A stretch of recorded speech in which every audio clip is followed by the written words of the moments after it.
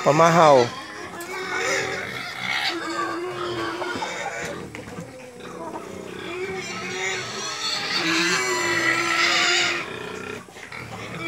Yan guys, yung pagkain namin guys. Rice bran, feeds, tapos dahon ng madre de agua, minsan naman azola or duckweed. Yan, nas bunso. Mamaya na yung mga baboy, ang ingay. Yan na gera ng Iraq.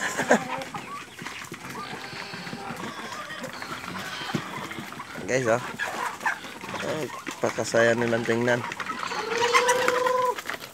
Yan na.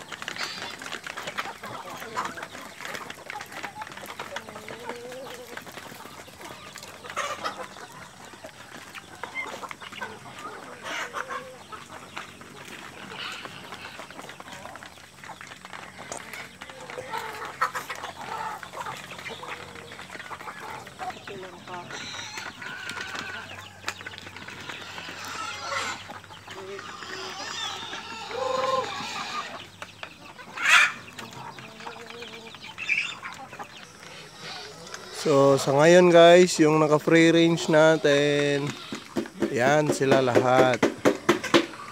Naka free range sila pero sa loob pa rin ng ating bakod.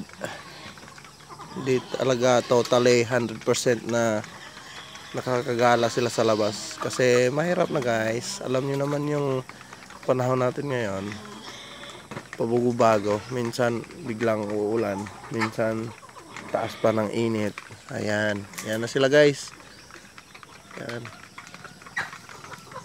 Meron pa doon yung naka-separate din. Free range sila pero nakakulong. Hindi talaga totally free. So ayan. Nagpe-prepare pa si Otol sa kanilang pagkain. Tara. Sama tayo.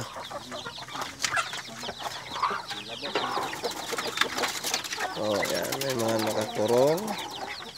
Ito dito guys, yung mga sisiw. Iba rin yung pagkain nila.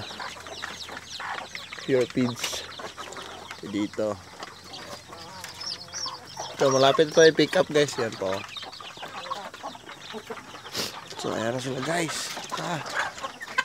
Pasok tayo.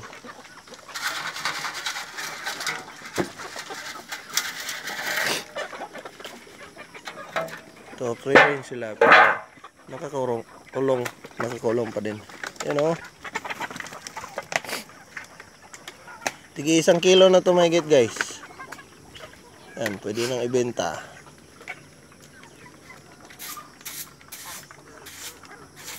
So, linis-linis muna ng pakainan.